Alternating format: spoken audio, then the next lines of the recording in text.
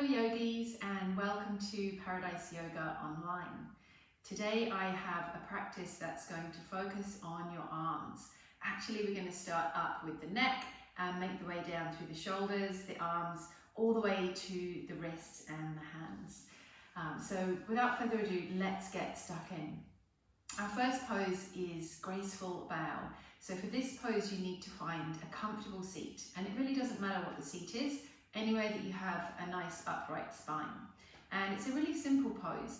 We simply tilt the head down so that the chin comes down towards the chest, and we're intending to get into the back of the neck, so quite a small area. Now you might feel that just by doing this, you can let the weight of the head go, so your head is kind of hanging. The key here is to keep the spine upright. So we're not folding forwards, we're not rounding the back, the spine is straight, it's just the head that's tilting down. If you don't feel it enough, you bring your hands up and you interlace your hands right at the back of your head.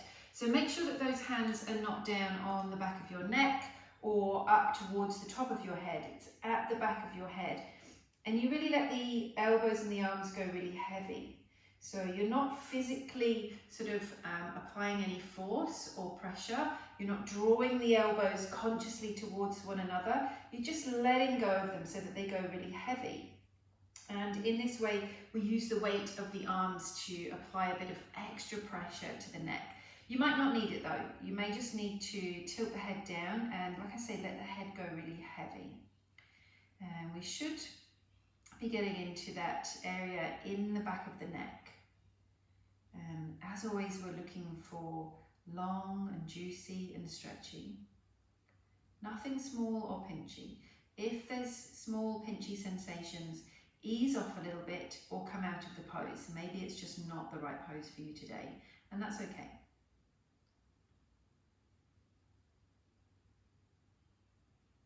We're staying in this one for 3 minutes. So a minute or so has already passed. And we tend not to stay in poses that target the smaller joints like the neck and the shoulders and the wrists. We tend not to stay in them for longer than 3 minutes. They're small joints, there's a lot going on in them, so we just make sure we're really careful. So we limit the amount of time that we're in there.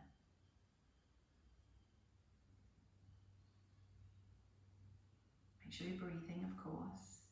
If you're not breathing, it's a little sign from your body that you just need to back off a little bit. Always prioritizing the breath, the existence of the breath, the presence, making sure it's smooth and silky.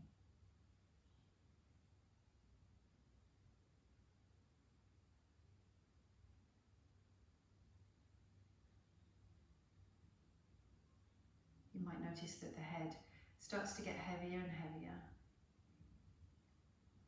You might not, of course.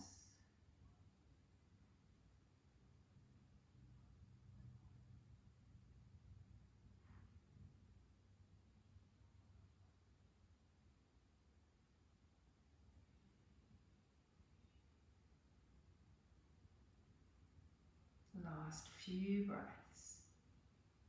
Maybe start to sigh out a little bit on the exhale, sighing out any stress or tension from the neck, the back of the neck, the target area.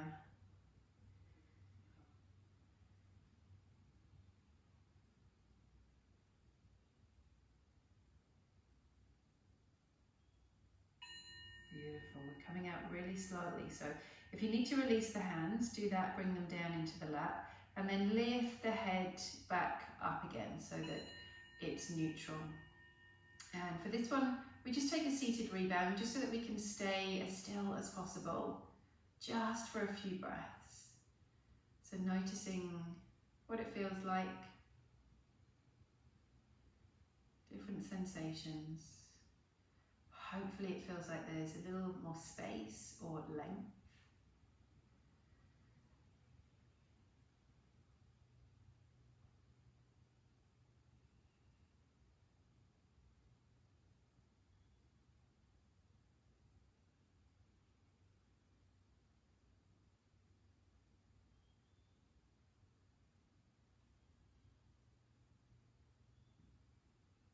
going to stay just for one more breath here. And a big sigh. For our second pose, you might need something like a strap. A tie or a scarf would do just as much of a good job.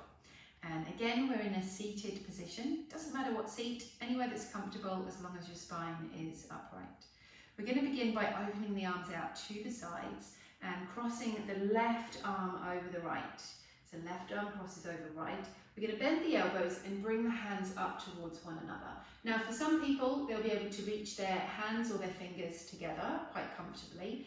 If they don't reach, or if they only kind of really awkwardly reach, I want you to grab hold of your strap, and you'll have one end of the strap in each arm. So remember, the left arm is on top of the right, and you will be like this. So rather than having the hands together, you're simply using a strap to kind of bridge that gap. So find whichever one works for you. Having the palms together is not a more advanced version of the pose. Please, if your fingers or hands or wrists are under stress here, just come and use the strap. Now, what I want you to be able to do is to really relax the arms down. So I'm going to show you side on.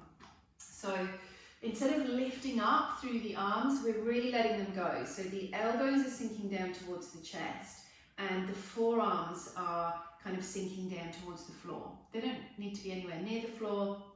It really doesn't matter about the angle of your forearms or the exact positioning. We're just using the hands and the arms as a sort of weight to apply pressure, good pressure, to the top and the back of your shoulders and maybe down into the arms. And again, if you've got the strap, it's exactly the same outcome. So we just want really floppy arms. And we sink, we soften, we let go. Again, just for 3 minutes. We're working with that smaller joint, the shoulder joints, lots going on in there. So we're nice and gentle. Breathe into it.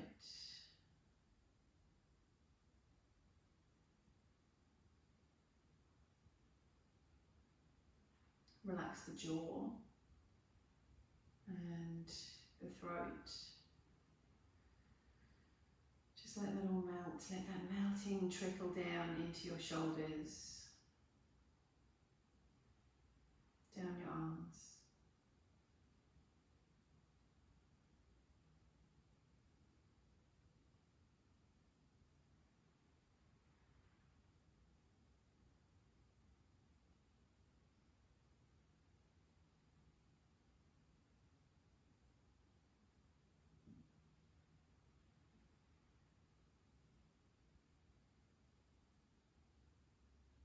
Coming towards the final minute on this side.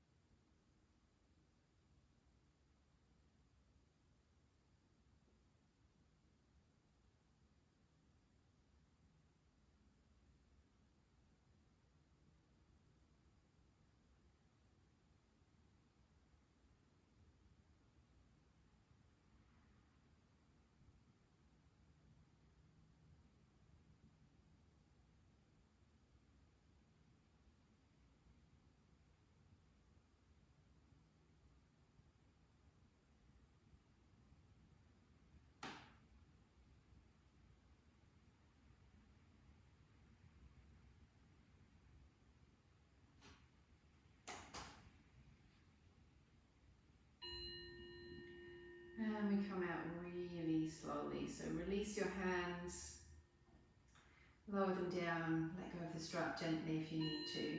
And again, it's a seated rebound. So just letting the arms now be really heavy. If you have become really uncomfortable in your seat, of course, change your seat, but try not to use your arms to get there.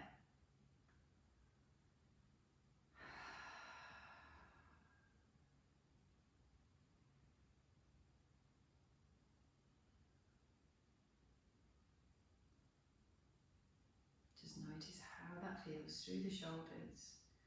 Maybe you felt a little bit of benefit up into the neck, maybe down the arms, maybe the upper back.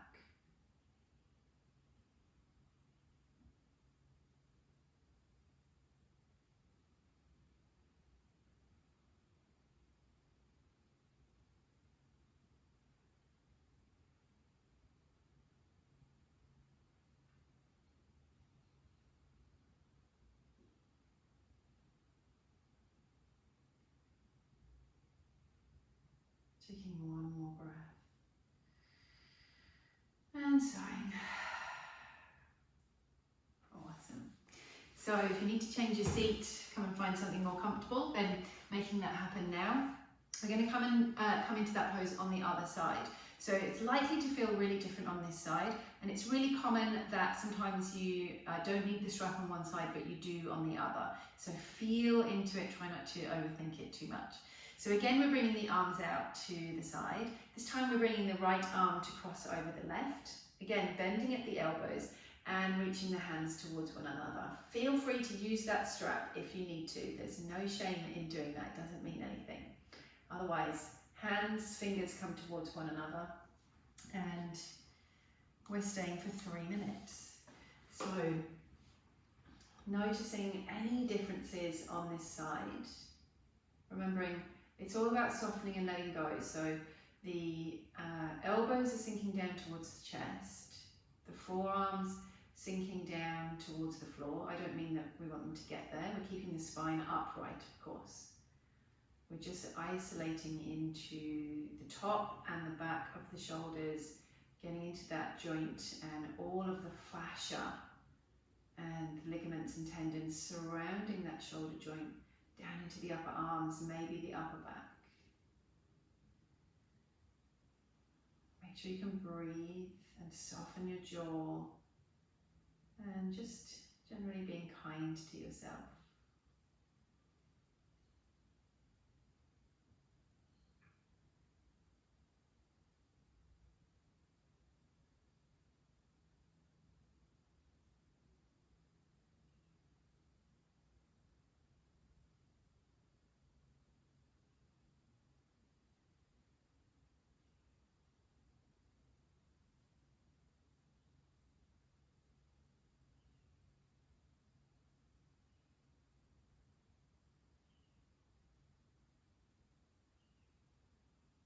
Halfway now. You let go a little more. One of the things that you might notice is that your forearms start to sink a little deeper. Maybe they just feel a little heavier. So I couldn't quite see you at the beginning of this pose, but now my head's just poking out the top of my hand. That's all of those tightly stretched fascial tissues starting to let go, to lengthen.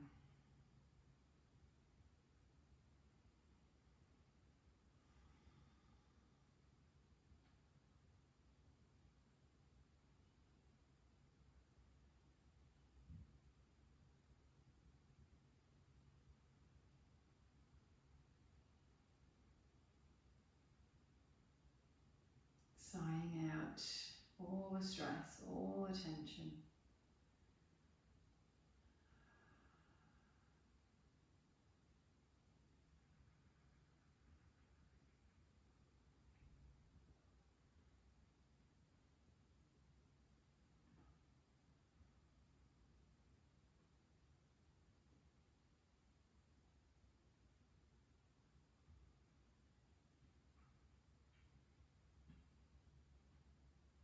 Last couple of breaths.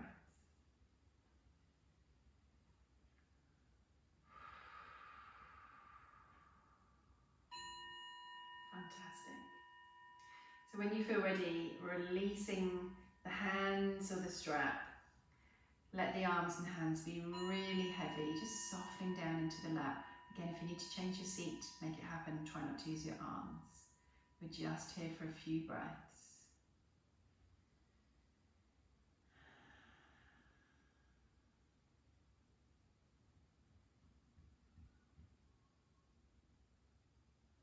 Noticing the feelings and the sensations. Sometimes there are sensations that you can't quite put your finger on what they are. And that's usually because we've kind of created a little bit more space and released blockages, loosened everything up a little bit.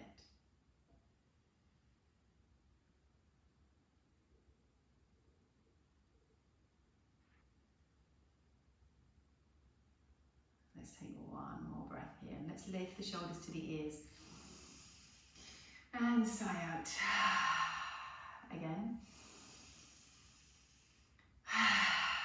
Once more. Awesome. Okay, so if you've been sitting in the same position for a while, your feet might be feeling a little bit dead. So we're going to come up into a standing pose. We don't have too many of them in yin, but before we do that, just make sure that your feet and your toes are awake and alive. And we're going to come and stand up. Now this pose, the primary target area is actually the back of the body. So all the way from the heels, up the back of the legs, the spine, and into the back of the neck and the head. But we're going to add a little bit to it to get into the arms. The addition is optional, so if it doesn't feel right for you, you're going to give it a miss. And we're just going to focus on that stretch in the back of the body. Again, you might need something like a strap for this one, so have it handy. So when you know that your feet are woken up again, you're coming up to standing, and it doesn't matter where you have your feet, you find the right place to pop them. We'll go sideways actually. And all we're going to do is dangle the upper body down over the legs. Now, you can lock the knees out if that feels okay in the knees. Otherwise, have a little micro bend in the knees. That's cool. And we dangle a little bit, just like this, or a lot. A lot is not better than a little bit. Remember, our primary intention here is to lengthen through the back of the body, somewhere from the heels all the way up to the back of the head. And even if you only feel it, say, in the hamstrings, you're still benefiting that whole area. Now, the optional extra is to reach the arms out behind you and either interlace the fingers, the hands, and see if you can let the arms either hang over the head, or maybe they're just going to rest onto the sacrum. If the hands don't reach, that's when you grab hold of your strap and you bring it out behind, watching out for it banging against the wall. And it doesn't matter how wide apart your hands are, just where it's comfortable. So let me just start the timer. So again, a 3-minute hold. Now, for dangling pose, because the main target area is the back of the body, that's a big space from heels to back of head. So we don't necessarily need to limit how long we're here for. So we could stay in dangling pose for as long as it felt comfortable. But we're going to limit it to 3 minutes because we've got the arms and the shoulders involved as well. And remember how we want to just be a little bit kind to them and put a bit of a cap on the time that we're here. So primary target area is stretching through the back body. Even if you're only feeling it, say, in the hamstrings, you're still getting a nice benefit into back of the shoulder blades, neck, back of head. And then with the arms interlaced and lifted up, maybe you're getting a stretch across the front or the top of the shoulders, the side, the top of the arms. Maybe not. If it doesn't work for you, you can bring the hands to rest down on the sacrum, or you can let the arms hang down towards the floor if that feels better. Doing any part of this is going to have a nice benefit for your whole body, but also up there in the neck and the shoulders and the arms. If you notice that you're having to grip quite tightly with your hands, I am. So I'm actually just going to release my hands down onto the sacrum. That's cool. Maybe you use a strap instead. Remember how in yin we want to relax the muscles in order to access the target area. So if we're gripping in the fingers, we're not going to access quite so deeply into that target area. And of course, in a pose like this where we're standing up, of course you need to have activated muscles in your legs, otherwise you're just going to fall down on the floor. So everything I say really is a guideline, it's not absolute. So of course we need muscular activation in the legs in dangling pose.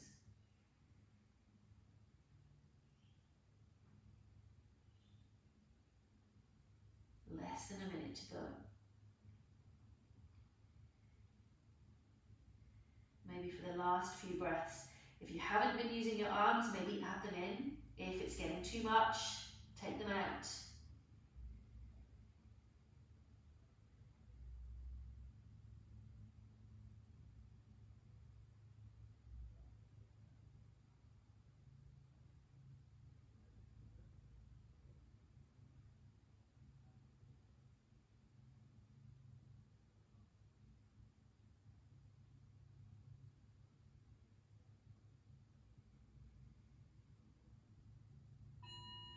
And if your hands and arms are up, we're going to release. Just be careful if you've got a strap. And this time we're going to make our way carefully down to the floor and come into the first lying down rebound of this practice. I think we deserve it after that one. So coming to lie down on your back, take your time, of course, there's no rush. And either having straight legs or bent legs or drooping the legs over a cushion or a bolster. Nice big breath in and a deep sigh out.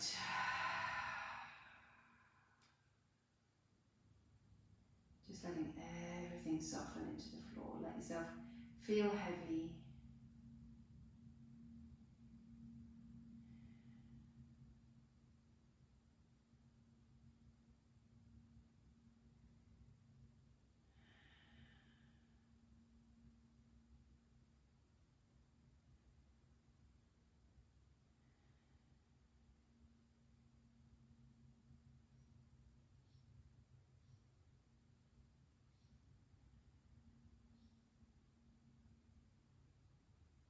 Notice whereabouts in your body you feel different sensations, what types of sensations,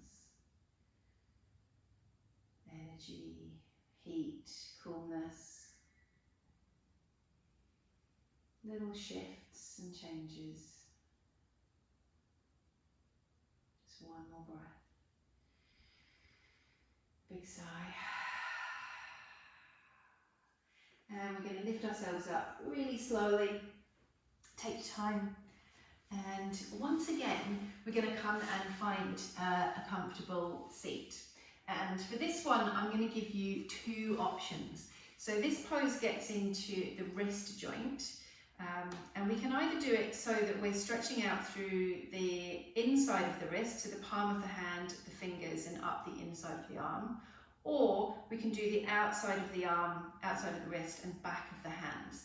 So have a bit of a feel into where do you feel like you'd most benefit from a nice juicy stretch. And remember, of course, you can always come and do the other one afterwards as well. So I'll show you both of them and then you choose which one feels the best for you. So if you're doing the palms of your hands and the insides of your wrists, you're going to kneel down if that's comfortable. I'll show you a variation if it's not. Bring the hands out in front, palms down, fingers pointing away. Turn the hands out to the sides, only as far as feels comfortable. And then simply relax. So what we're looking for is a bit of a stretch through the inside of the wrist, the palm of the hand, and up the arm. Variations: tuck the toes under, maybe walk the hands a little bit further away, maybe they need to come further in. So that's an option for the insides of the hands and the wrists.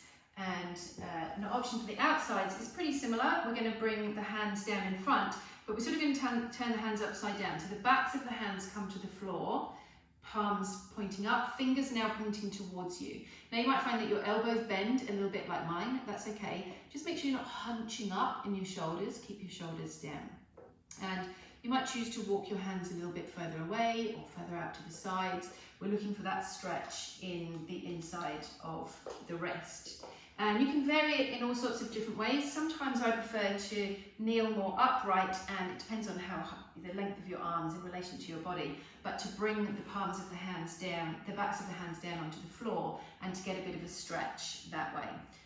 If kneeling doesn't work for you, you can do a similar thing sitting cross-legged. So bring the backs of the hands to the floor, fingers pointing out behind you, just down by the sides of the body. And if you bring the hands further forwards, you start to increase the stretch in the back of the hand and through the back of the wrist.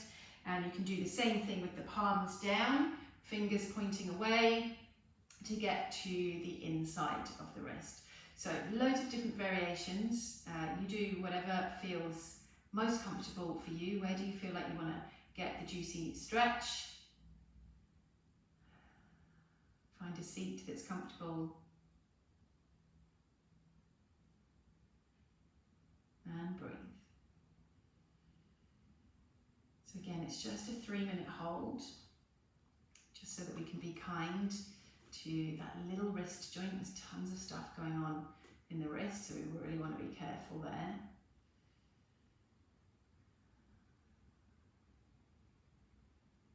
You can close your eyes or keep them open.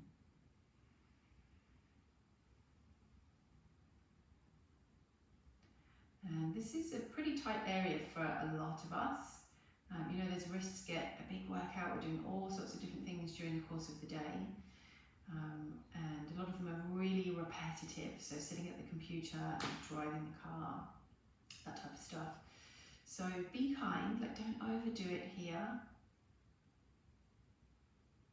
The benefit of the yin practice is much more effective if done for short periods of time, gentle, with a gentle approach, but done regularly, rather than doing it really intensely for a long period, but just say once a week or once a month. So be kind and gentle.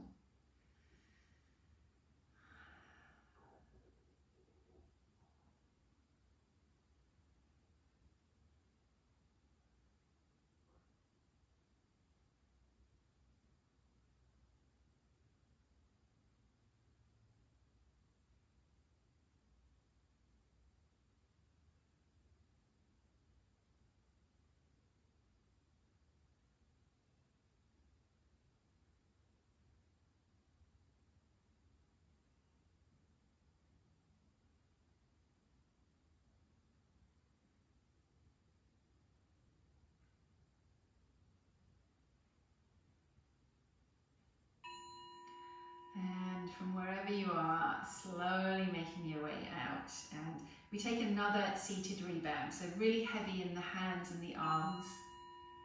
Change your seat if you need to. Just try not to use the hands or the wrists.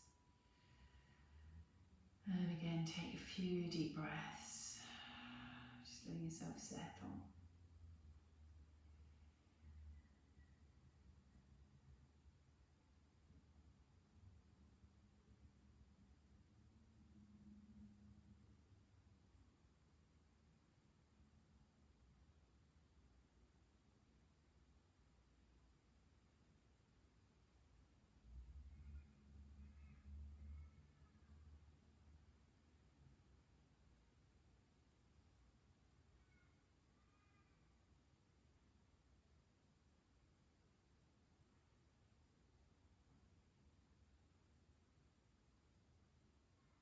Let's take one more deep breath in. And a big sigh out. Again. Last one. Really lift the shoulders up to the ears.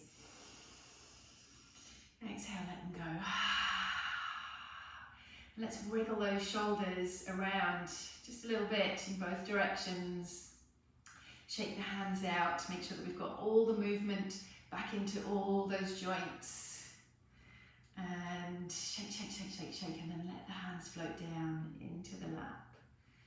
And yogis, we are done. But before we go, I just want to show you another variation for that neck stretch. So the one that we did at the beginning, where we tilted the head down towards the chest. So that's really good at getting into the back of the neck. If you find that you're tight in the sides of your neck, you can do the exact same pose, kind of sideways. So you would tilt one ear down to the shoulder, and maybe that's enough of a stretch in the opposite side of the neck. And if it's not, you lift your hand up, hook your fingers over the top of your ear, let the arm go really heavy, and see if that gets into the side of the neck. So heavy arm is optional, of course, and you can do that on both sides. So if you want to give that a go, it would be 3 minutes maximum. with a little pause in between for a rebound. So go and explore and feel what goes on in your body, and I will see you next time on the mat. Thanks so much, yogis. Bye bye.